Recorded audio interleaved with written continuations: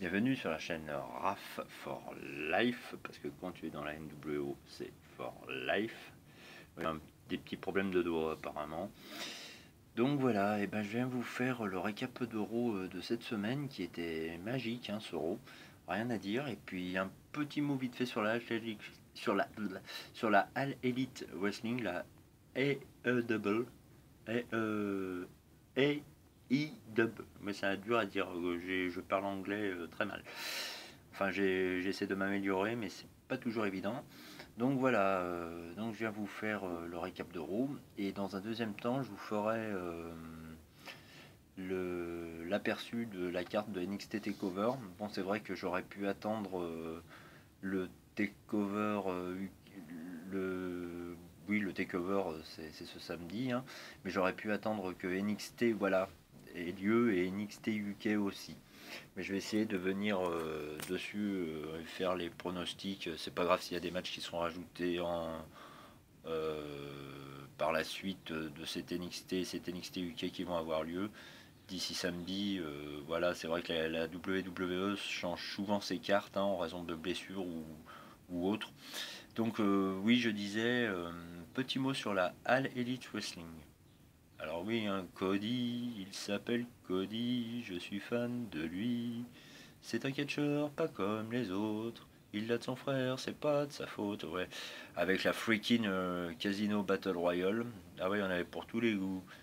Un Jimmy avec un S Romero. Voilà, bah, je dis n'importe quoi. Ah oui, le gros bonhomme, l'homme sans jambes. Ah ouais, c'était Circus Freaking Casino Battle Royale. Mais c'était fun, c'était fun. Quand t'es fan de catch, oui, c'est pas une des meilleures Battle Royale qu'on ait vues d'ici là, avec des règles complètement barrées. Oui, mais c'était marrant. Il n'y avait plus qu'à mettre les cordes embarbelées et avec du feu dessus. Inferno Battle Royale. Vous imaginez le truc. Enfin voilà. Bon, mais c'est très bien ce show à l'Elite Wrestling. J'ai découvert Kenny Omega que je ne connaissais pas. Je connais pas le circuit indépendant. Je suis surtout sur la WWE parce que c'est ça que j'ai regardé avec la WCW à l'époque et ECW. J'ai vu quelques pay-per-views sur le network. Hier, pour les fans qui ont vu, il y avait une spéciale tribute to the Troops. C'était sympa. J'ai regardouillé. On a pu voir des Jack Swagger contre des Rousseff. Des Kevin Owens contre des Ryback. Ouais, c'était marrant. C'était marrant. Petit moment à passer là pendant 6 petites heures. Voilà, vous écoutez de la musique, vous écoutez le show aussi, c'est plus marrant. C'est vrai que moi, j'ai tendance à écouter de la musique quand je regarde un pay-per-view. Si c'est en anglais, voilà, il n'y a pas forcément la traduction. Vous avez déjà vu le pay-per-view à l'époque, vous pouvez vous permettre de vous caler du son dans l'oreille. Voilà, c'est juste un petit conseil comme ça, qui n'a rien à voir avec le catch, mais pourquoi pas. Mais c'est vrai que c'est bien d'être dans l'ambiance. Voilà, donc je viens sur le récap de Raw. Alors un Raw magique. Alors qui commence alors de de Blaster Beast là, Ghetto Blaster Beast qui se pointe sur le ring, hein, suite à l'arrivée de Kofi Kingston et de Seth Rollins qui sont arrivés faire une promo. Oui, oui, oui, voilà.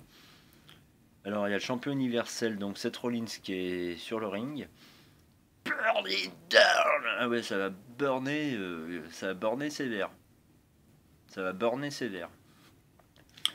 Et oui, et ben c'est un tonitruant. Eman qui arrive avec Blaster de Beast Blaster, je sais pas comment l'appeler, Brock Lesnar, mais Brock Lesnar comme il se l'est raclé, comme il s'est foutu de la tronche de Seth Rollins surtout. Kofi Kingston encore ça passait, il leur met sa petite musique, là il met la musique de Kofi Kingston sans les lyriques et il met la musique de Seth Rollins, c'est le Lesnar, hey, hey, je suis dans la place. Le Raw Ghetto, voilà, Ghetto Raw quoi. Puis voilà, et puis il dit qu'il peut encaisser sa mallette quand il veut, quoi, voilà. Oui, on a eu droit à Ziggler qui arrive en loose day par derrière. Alors revenons sur Dolph Ziggler de SmackDown de la semaine dernière. Donc effectivement, Ziggler a effectué un retour en attaquant à coup de chaise Kofi Kingston. Donc un Ziggler qui veut la peau de Kofi Kingston. Because I should me. Oui, alors la chèvre de Monsieur Ziegler, là, c'est Kofi dans l'histoire. Alors il va s'en prendre à lui à Super Showdown. On sait que demain, il y a un match de championnat qui annonce à SmackDown. Je ne dirais pas, vous en douter, c'est le dernier aspirant au titre qui va affronter Kofi. Voilà, du dernier pay-per-view. J'en dis pas plus, surprise pour les fans, mais vous aurez deviné. Bon, allez, je le dis, Kevin Owens, voilà, pourquoi faire des secrets. Voilà. Après, Shane McMahon, oui, accompagné de Drew McIntyre contre un illustre inconnu de la famille Anoa'i, Fatou, tout ça. Anoa'i Fatou, oui. Donc je suppose que ça doit être un des fils de Yokozuna. Donc il serait le cousin, parce que le nom de, sans divulguer d'infos sur la vie privée des catcheurs, le vrai nom de Yokozuna, son prénom et son nom, c'était Rodney Anoa'i. Voilà. R.I.P. Yoko. On t'aimera toujours. Grand champion à l'époque des années 90. En 93, Yokozuna, je me souviens, j'avais en cassette un Rampage 93 qui était à Paris à l'époque. Peut-être une des premières tournées de la WWE à Paris. Et ben, vous aviez Yokozuna en civil avec Mr. Fuji en mode kimono. Hein. Et il y avait tous les gens, tous les touristes qui prenaient Yokozuna en photo. Et vous aviez Mr. Fuji qui disait à Yokozuna, Yokozuna, you are most west of Eiffel Tower. You are a monument. Et il disait que Yokozuna était plus impressionnant que la tour Eiffel. Ça m'a fait sourire à l'époque. Mais je ne sais pas ce qu'est devenu cette cassette et je pense que c'est trouvable sur le net de toute façon. Rampage 93. Des bons matchs. Des bons matchs, notamment un tugboat Damien Demanto. On se demande pourquoi Damien Demanto versus Tugboat. Vous vous rendez compte, ça remonte à 93. Ça fait plus de 26 ans. Eh oui, déjà les amis, si je dis pas de bêtises. Alors voilà, Shane O'Mac contre Lance Anoa'i, donc probablement un de la famille des Samoans. D'ailleurs, Shane O'Mac qui dit qu'il veut apprendre à toute la famille qu'est-ce que la notion de respect. Hein. Voilà, donc parodie de match avec des interventions vicieuses de McIntyre. C'est triste de McIntyre de le voir dans ce rôle-là. Il pourrait faire tellement plus de choses, McIntyre en solo, et pourquoi pas en face, voilà. Donc oui, je suis passé rapidement sur Ziggler Coffee, parce que je suis parti sur autre chose pour vous raconter des anecdotes du catch pour ceux qui ne le savaient pas. Oui, donc Ziggler, pour revenir sur Ziggler rapidement, donc il va affronter Kofi à Super Showdown.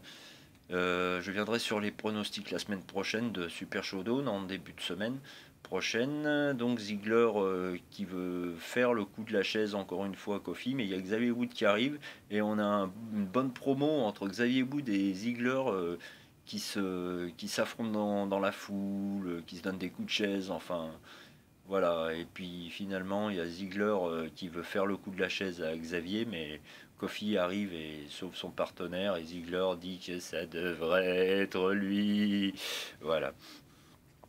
Ensuite, Becky Lynch et Nikki Cross. Alors, super alchimie, la galloise et l'irlandaise. Versus Idiotic. Iconics, pardon. Non, elles sont pas idiotes. Il y a du potentiel lutte, mais il y a encore à faire.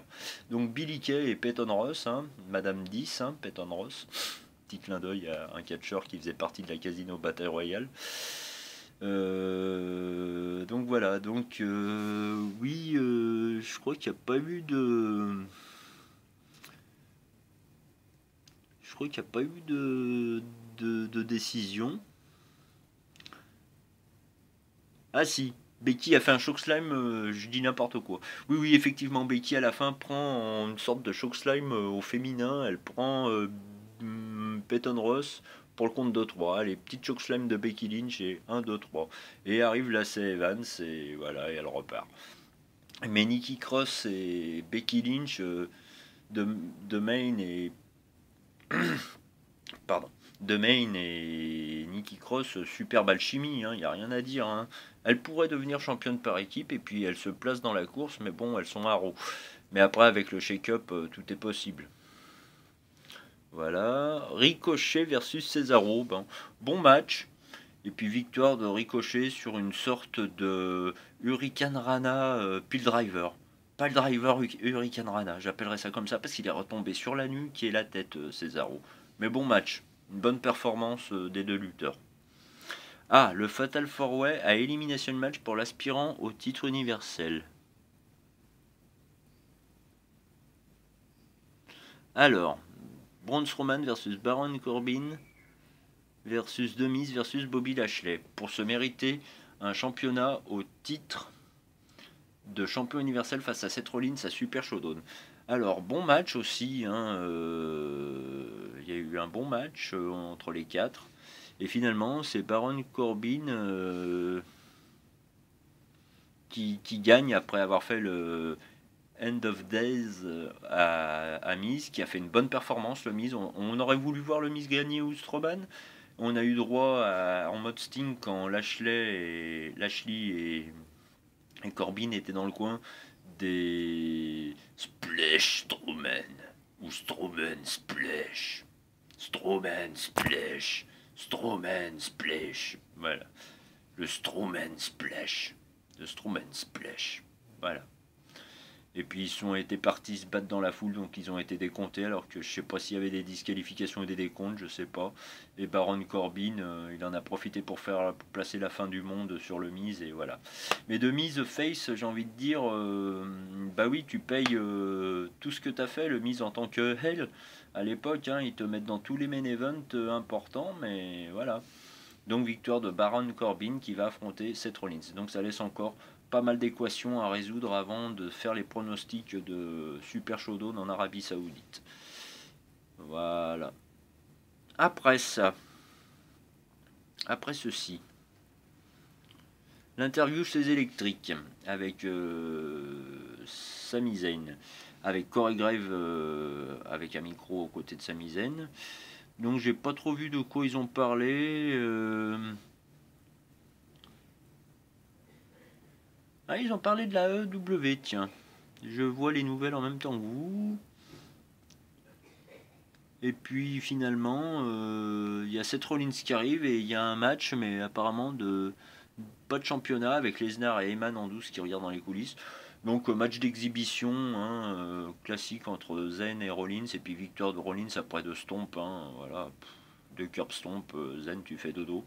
Et on attendait la musique de Brock Lesnar, mais je pense que Lesnar, on le verra à Super Showdown. Voilà, d'autres promos qu'il y a eu, on a eu droit au Benny Hill Moment par rapport au titre de championnat H24, donc c'est toujours Artrouf apparemment qui serait champion, avec toujours Carmella sur les épaules là, et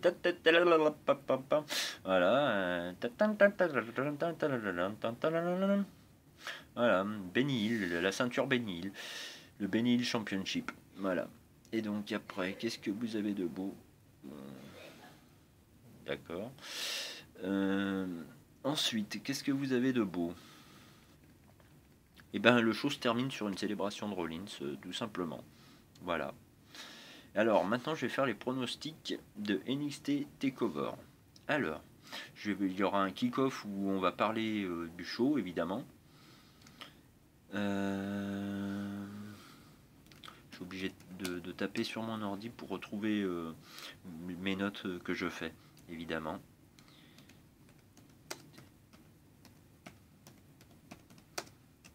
Mais si vous entendez, je tape comme un malade. Excusez-moi. Ça, j'avais pas préparé le coup. Voilà. Alors, la carte de NXT TakeOver 25 qui aura lieu à New York. Alors, je viens vite fait sur les pronostics. Alors voilà, donc on va prendre par ordre. Alors vous avez en single match Matt Riddle versus Roderick Strong. Bon bah Matt Riddle est sur un push bien lancé. Il a battu Conor Reeves, il en a battu pas mal à NXT déjà. Donc je pense que Matt Riddle va battre Roderick Strong. Voilà. Et alors Roderick Strong, je vois bientôt se faire kicker de la Undisputed Era. Velveteen Dream versus Tyler Breeze. Ben, on espère tous que Tyler Breeze va prendre la ceinture à Velveteen Dream. Et je pense que Tyler Breeze a les qualités, maintenant qu'il est revenu à NXT, pour muscler son jeu, hein, comme dirait Aimé. Et ben, oui, Velveteen Dream, il est temps de le faire passer à autre chose. Pourquoi pas dans le main roster principal, soit Raw, soit SmackDown. Mais il y a encore des progrès. Il y a encore des progrès. Alors ensuite, oui, il y a les Viking Riders ou Viking Experience qui ont laissé vacants les titres par équipe. Donc quel avenir pour les Viking Riders? Est-ce qu'ils vont aller dans les roosters principaux aussi? Je pense que oui, ils sont prêts, hein, les Viking Riders. Hein.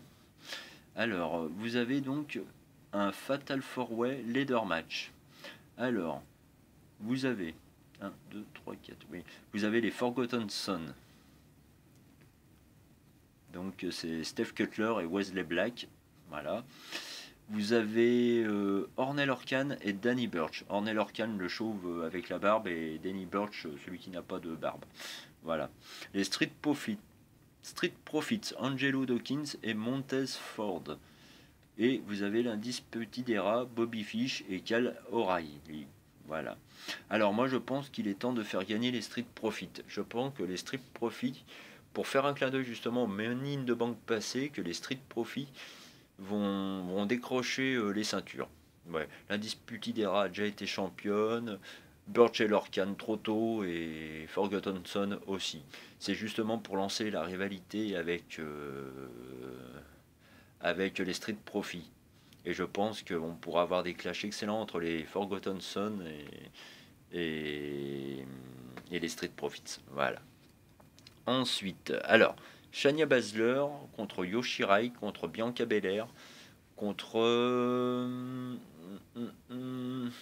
Yoshirai, Bianca Belair, et j'ai oublié le nom une autre japonaise, mais j'ai oublié son nom, j'ai occulté son nom. Ben, je sais plus, c'est dingue ça, c'est dingue de ne pas souvenir. Ou c'est Shayna Baszler versus Yoshirai tout court plutôt. Oui, non, je dis n'importe quoi, oui. Shayna Baszler versus Yoshirai. Parce que oui, ce qui me perturbe, c'est que c'était la carte d'avant qui avait Bianca Belair, le Fatal 4-Way était avant. J'étais encore dans l'autre NXT TakeOver. Bon, ben, je pense que Shayna Baszler va gagner, mais ça sera peut-être une des dernières fois qu'elle gagne, peut-être en TakeOver, et elle va perdre sa ceinture au TakeOver d'après. D'après Showdown et d'avant SummerSlam, elle va perdre son titre avant SummerSlam, Shayna Baszler, je pense. Elle va rester championne jusqu'à l'été avant d'intégrer les roosters à la rentrée. Voilà, je le vois comme ça, hein, c'est un avis. Mais Shayna Baszler va gagner. Ensuite, ah oui, alors Johnny Gargano versus Adam Cole dans un single match. Donc il l'a battu dans un 2-out free fall, hein, on a vu Gargano. Bah, je vois pas pourquoi Adam Cole reviendrait champion. Alors est-ce que c'est pour le lancer définitivement en tant que top Hell, mais quasiment face, hein, parce que leur musique d'entrée c'est quasiment du NWO, hein, la Undisputed Era. Hein. Très similaire, très clic dans l'esprit. Hein. Comme à leur manière le Bullet Club, le Finn Balor Club, etc. etc. Voilà, bon Johnny Gargano, je vois qu'on servait le titre. Voilà. Voilà les amis, bah, c'est tout pour ma vidéo. J'espère que ça vous aura plu. Donc la chaîne c'est RAF, RAF en majuscule, 4 le chiffre, LIFE comme la vie, en majuscule aussi, RAF for life. Et voilà, parce que quand tu es dans la NWO, c'est for life. Voilà, et ben je vous dis à très vite, probablement demain pour le récap de SmackDown, et qui vivra verra. Ciao!